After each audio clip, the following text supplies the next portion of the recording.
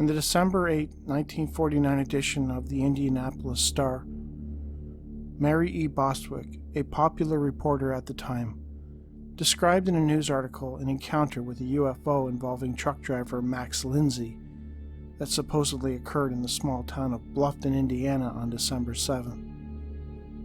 According to Lindsay, he was driving on the Indiana Highway 124 near Bluffton when a strange object that he described as saucer-shaped, quote, something like a can lid, came hurtling in his direction.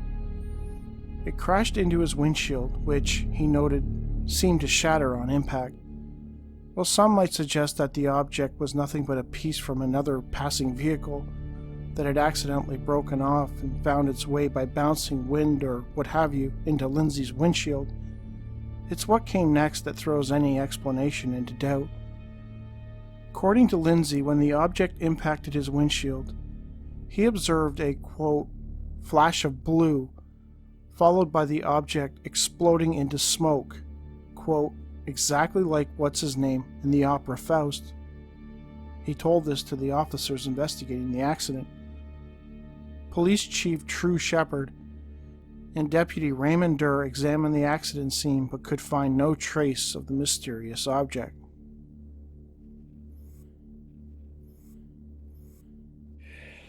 Around 2016 or 2017, there were a number of incidents involving motorists having objects smashed through their windshields while they were driving on highways and stuff, and this was happening in a number of different cities.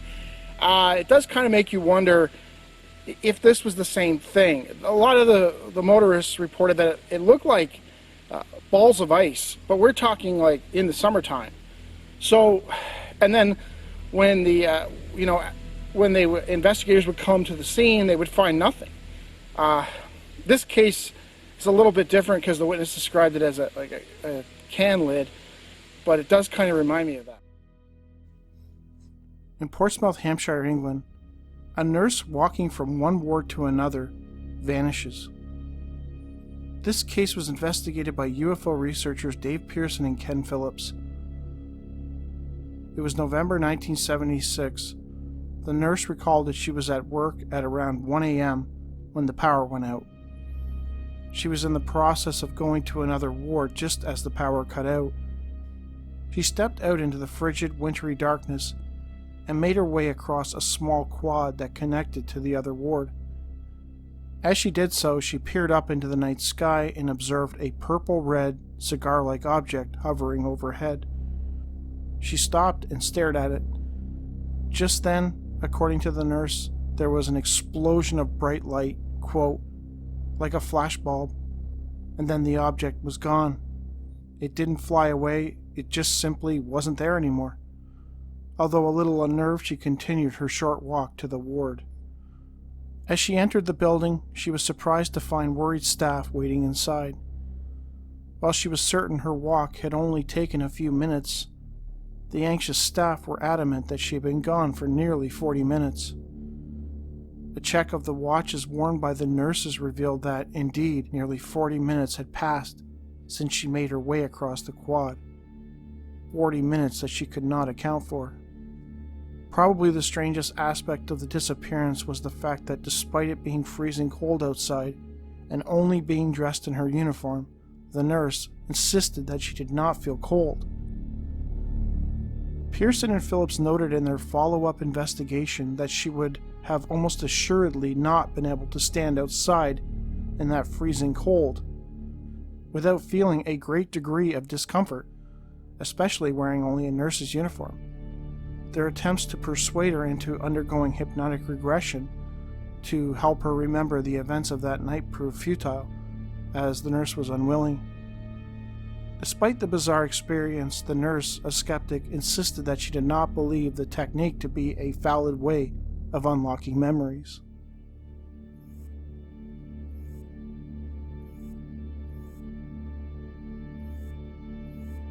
In the December 14, 1975 edition of the Sunday Express, there is a bizarre account from a woman named Dilys Cant, who claims that while backing her car up into an empty parking space, she ran into an invisible wall.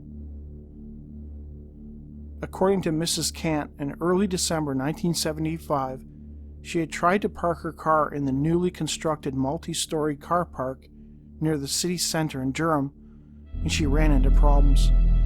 Kant, who was married to an education officer, claims she drove in through the electronically operated entrance ramp after taking a ticket from the machine. Attempts to reverse into an empty parking space nearby proved impossible. 3 times she tried to back her Mini into the space. 3 times she was prevented from doing so by what she thought was an impregnable barrier. It was as if I had come up against a curb, but when I got out of the car to see what was stopping me, there was nothing there. It was uncanny. I had been driving for over 25 years, but I have never had an experience like it. There was no explanation for it. Later that day, Mrs. Kant, who lived in the village of Coxhoe in County Durham, spoke to her daughter-in-law, Rosina, about the strange experience. She asked Rosina if she'd be willing to drive over to the parking lot and park in the same spot where she had her issues.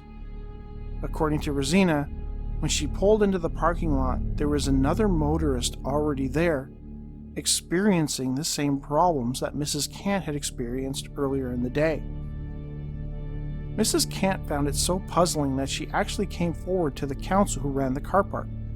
The council, in turn, carried out their own checks and found that they were able to park without difficulty.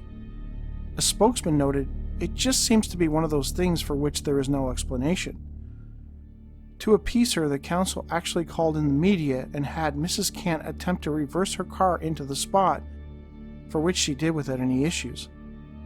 Unfortunately, on this occasion, I drove into the parking space without being stopped. I would have been happier if I had been unable to do so, Kant told the press. Though Kant was unwavering in her claims, noting, "I know what happened before was real, and I won't go back on one word of my story.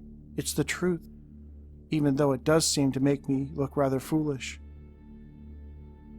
It is unclear what exactly caused Mrs. Kant and others to not be able to back up into the parking space, though some might speculate that it was electrical interference rather than an invisible barrier or object. Though such reports of motorists and pilots slamming into invisible walls are not unheard of in the world of the paranormal. In his book, Our Haunted Planet, John Keel described numerous incidents involving aerial collisions with invisible objects. On June 11, 1938, the Chicago Daily News described the crash of a U.S. Army bomber outside of Delaware, Illinois. 9 men were killed after what one ground witness described as, quote, "a sudden crash in midair," though the bomber was the only plane in the sky, so it was a mystery what exactly it collided with. 3 more pilots died on June 8, 1951, when 4 jets crashed simultaneously into something unseen near Richmond, Indiana. Another 4 jets came to a strange end near Lawrenceville, Georgia, on December 3, 1955. The tower operators at the Dobbins Air Base heard one of the pilots exclaim, "We can't miss it." Moments later, all 4 planes came diving out of the clouds in flames. After a thorough study of the debris of a jetliner which crashed outside Calcutta on May 2, 1953, the British Ministry of Civil Aviation announced that it had, quote, "collided with a fairly heavy body." Witnesses said that there was no other plane near the doomed airliner when it seemed to stop short in midair and crashed. There are other accounts of pilots seemingly colliding with invisible barriers or even walls of glass, not ice, but glass, in midair. Take this with the numerous reports of seemingly invisible or transparent beings lurking around our world's forests as reported by hunters and hikers over the years, and it does make you wonder what exactly is going on.